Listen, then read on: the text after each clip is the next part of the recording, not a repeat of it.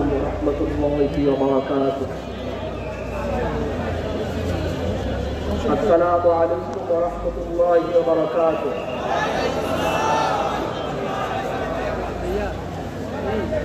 إن الحمد لله وحده والصلاة والسلام على من لا نبي بعده. أما بعد فقد قال الله تعالى في كلامه المجيد: أعوذ بالله من الشيطان الرجيم. بسم الله الرحمن الرحيم. وضرب الله مثلا قرية كانت آمنة مطمئنة يأتيها رزقها من كل مكان. وقال رسول الله صلى الله عليه وسلم: من أشراط الساعة أن يظهر الصدق والفحش ويخول الأمين ويؤتمن الخائن إلى آخر الحديث. صدق الله العظيم وصدق رسوله النبي الكريم ونحن على ذلك من الشاهدين والشاكرين. গতকাল জাতীয় ওলামা মাশায়েখ আইম্মা পরিষদের কেন্দ্রীয় কমিটি কর্তৃক আয়োজিত জুলাই গণ অভ্যুত্থানে শহীদদের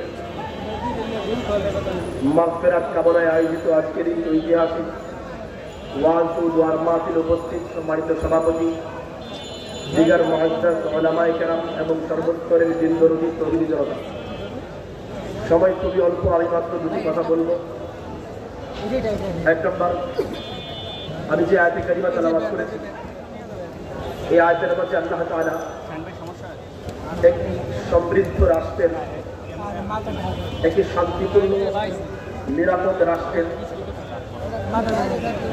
একটি মডেল রাষ্ট্রের থিওরি তুলে ধরেছে। আল্লাহ বলেন: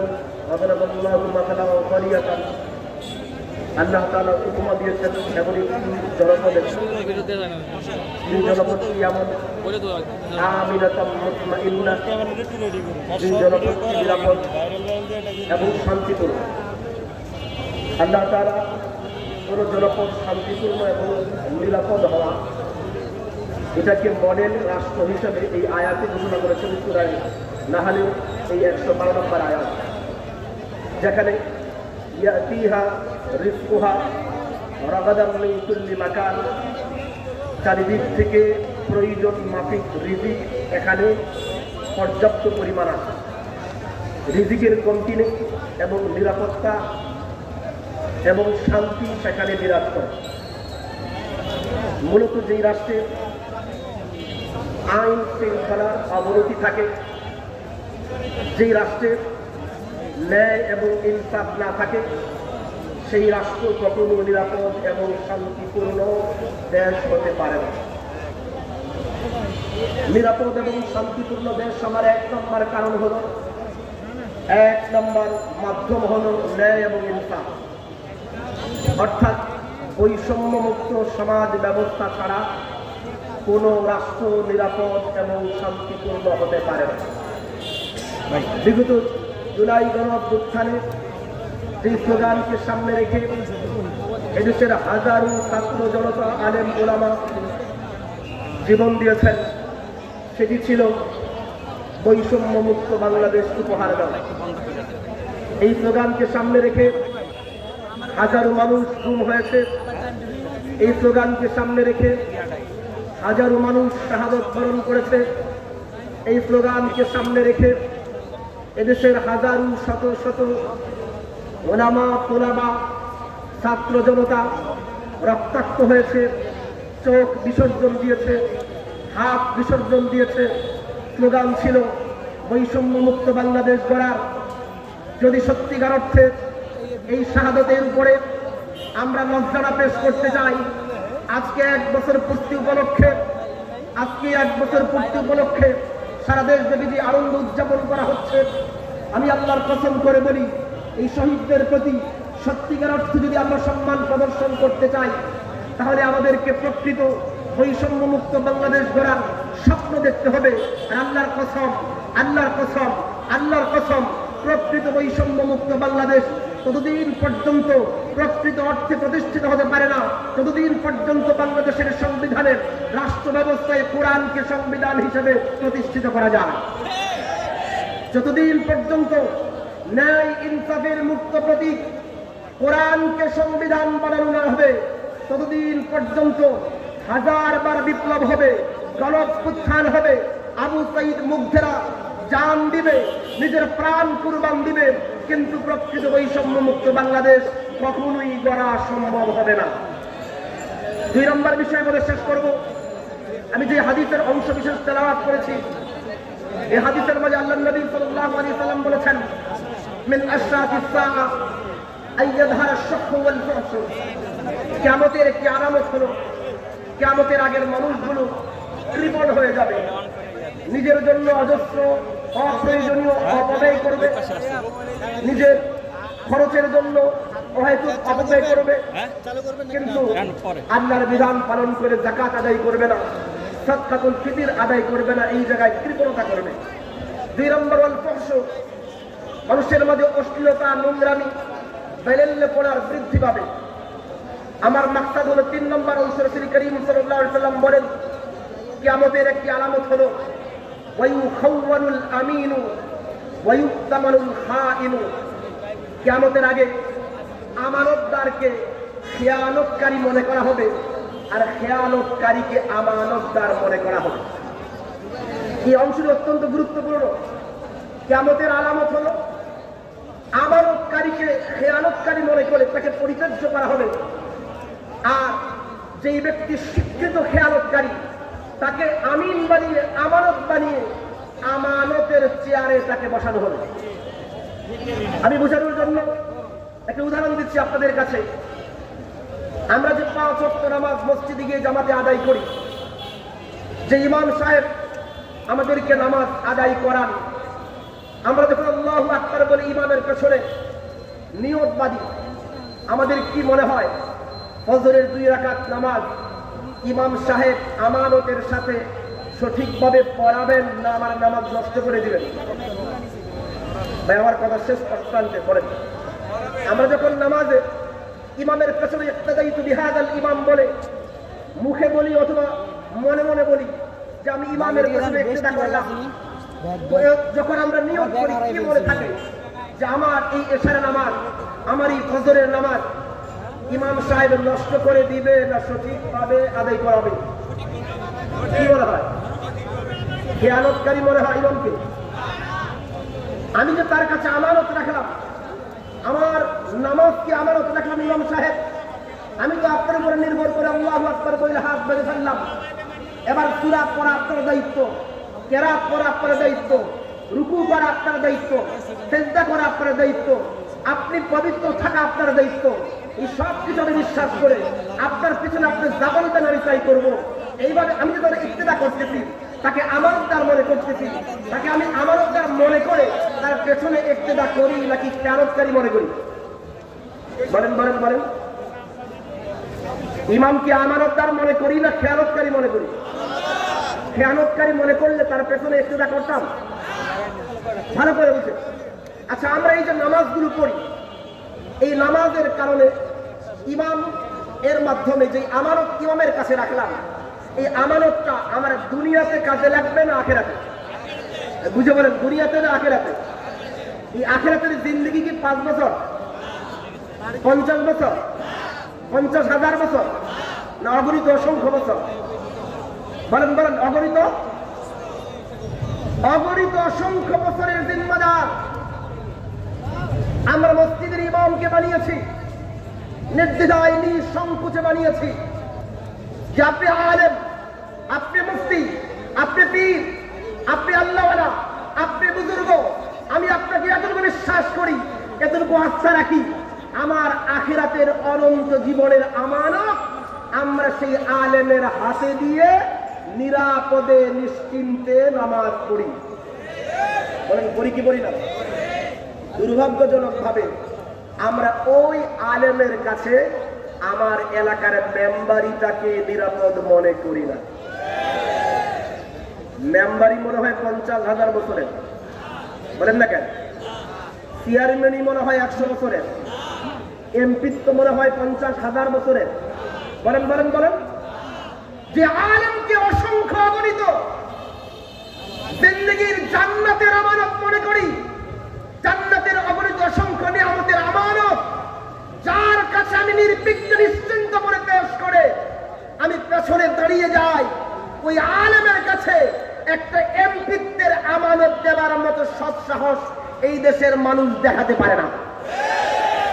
এটা হলো আমাদের দুর্ভাগ্য, আমাদের দুর্ভাগ্য।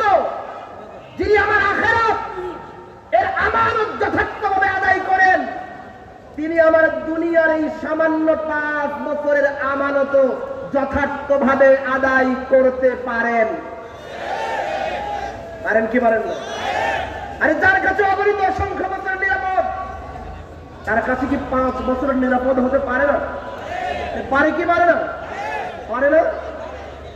দুর্ভাগ্য আমাদের, আমরা এই আমানতদারকে খায়েন মনে করি। তিনি পারবে না 5 বছর আমার রিলিফের চাল ঠিক মতো আমাকে বন্টন করে দিতে। তিনি পারবে না আমার এলাকায় বরাদ্দ হওয়া রাস্তার কাজ কোন 2 নম্বর পাটপার টেন্ডারবাজকে না দিয়ে যথার্থভাবে আমানতদার কাউকে দিয়ে আমার রাস্তার কাজ করে দিবে, আমার ব্রিজের কাজ করে দিবে, আমার স্কুল কলেজ ভার্সিটির সব যেই বরাদ্দ আছে সেগুলো যথার্থ জায়গায় ব্যবহার করবে। এতটুকু আমানতদার আমরা একজন মুত্তাকি দিনদারকে মনে করি না। করি বরং এর উল্টা। আল্লাহ নবী বলেন, আমানতদারকে তো খায়েন মনে করা হবে, আমানতদারকে তো খেয়ানতকারী মনে করা হবে, কিন্তু ওয়ায়ুখাওয়ানুল আমিনু, স্বীকৃত খায়েনকে, স্বীকৃত ধান্দাবাজকে, স্বীকৃত টেন্ডারবাজকে, স্বীকৃত চাঁদাবাজকে মানুষ প্রত্যেক 5 বছর পরে পরে আমানতের চেয়ারে বসাবে। ওয়ায়ুখাওয়ানুল আমিনু, আমিনকে তো খায়েন মনে করবে, ওয়ায়ুক্তামানুল খায়েনু, কিন্তু খেয়ানতকারীকে বড় আমানতদার মনে করি, খেয়ানতকারীকে বড় আমানতদার মনে করি। স্বাধীনতার 53 বছর পেরিয়ে গেছে, ক্ষমতার বারবার পালা বদল হয়েছে, এদেশের মানুষের ভাগ্য বদল হয় নাই। কারণটা কি? কারণ মূলত একটাই, আমরা মনে করি এদেশের মসজিদের ইমামতি, জানাজার ইমামতি, এগুলো হচ্ছে আলেমদের দায়িত্ব, আর রাষ্ট্রের ইমামতির দায়িত্ব হচ্ছে দাড়ি কাটা চাঁদাবাজদের। মূলত কারণ এটাই। আচ্ছা আমাকে বলুন তো, আজকের এই হাজারো মানুষের ভিড়ে কে আছেন? হাত তুলে আমাকে বলবেন, আপনি কি ওই নবীর উম্মত যেই নবী শুধু নামাজের ইমামতি করেছেন, রাষ্ট্রের ইমামতি করেন নাই? এমন নবীর কে উম্মত? একটু হাত তুলে দেখান তো। আমি ওই নবীর উম্মত নই, না না, আল্লাহি বিল্লাহি তাআলাহি, আমি শুধু ওই নবীর উম্মত নই যিনি শুধুমাত্র নামাজের ইমামতি করেছেন। আমি তো ওই নবীর উম্মত যিনি নামাজের ইমামতি করেছেন, রাষ্ট্রের ইমামতি করেছেন। আমি তো সেই নবীর উম্মত। ভালো করে বুঝেন, আজকে সর্বস্তর থেকে আমাদেরকে কিভাবে পিছিয়ে রাখা হচ্ছে একটা নজির। আজকে জুলাই 36 গণঅভ্যুত্থানের ঘোষণাপত্র পাঠ হয়েছে, 28টি প্যারা আছে সেখানে। দুর্ভাগ্যজনক ভাবে একটা প্যারার মাঝে এদেশের আলেম উলামাদের রক্তের স্বীকৃতি দেওয়া হয় নাই, একটা প্যারায় দেওয়া হয় নাই। আমি 2টি প্যারার কথা বলতেছি। 11 নম্বর প্যারায় লেখা হয়েছে, যেহেতু শেখ হাসিনার ফ্যাসিস্ট সরকারের বিরুদ্ধে রাজনৈতিক দল, ছাত্র ও শ্রমিক সংগঠন সহ সমাজের সর্বস্তরের জনগণ গত 16 বছর যাবৎ সংগ্রাম করে জেল জুলুম, হামলা মামলা ও গুম খুন ও বিচার বহির্ভূত হত্যাকাণ্ডের শিকার হয়েছে। নিজের ইমামকে সাক্ষী রেখে বললেন, এই গত 16 বছরে শুধুমাত্র রাজনৈতিক নেতারা, শুধু শ্রমিকরা, শুধু এই শ্রমিকরা আর ছাত্ররাই রক্ত দিয়েছে, আর কেউ রক্ত দেয় নাই। এ কথা বলেন, দেয় নাই? রক্ত দেয় নাই? জাতীয় ওলামা শাইখ আইম্মা পরিষদের কেউ রক্ত দেয় নাই? হেফাজতে ইসলাম রক্ত দেয় নাই? লেখা হচ্ছে রাজনৈতিক নেতা কর্মী এবং শুধু শ্রমিকরা রক্ত দিয়েছে। এর মানে এদেশের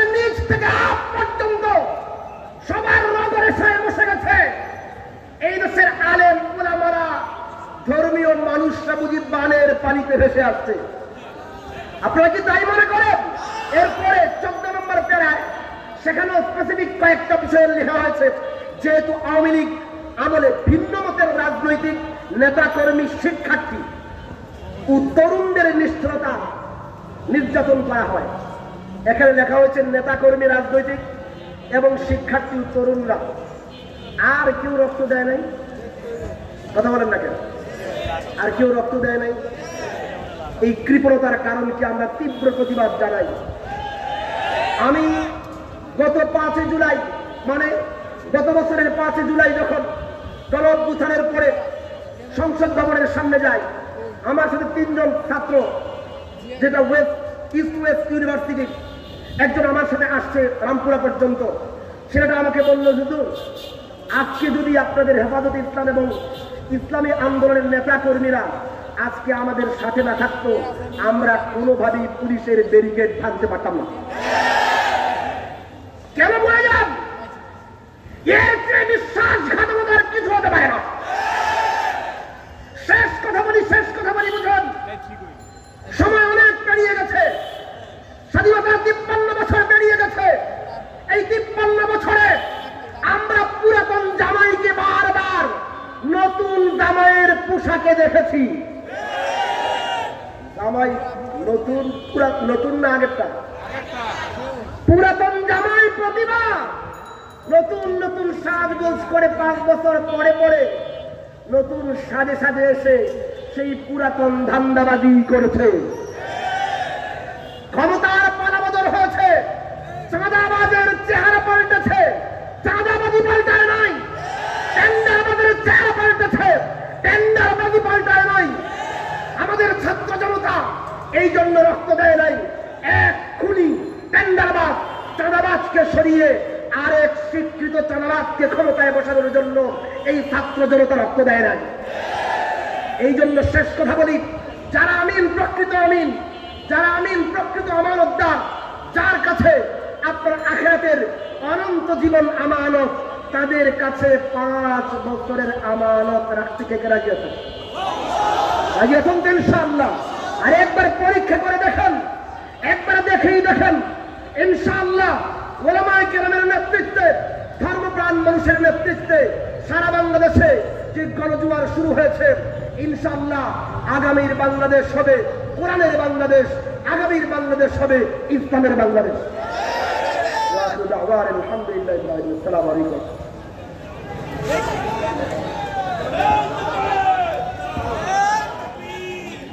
জাযাকাল্লাহ।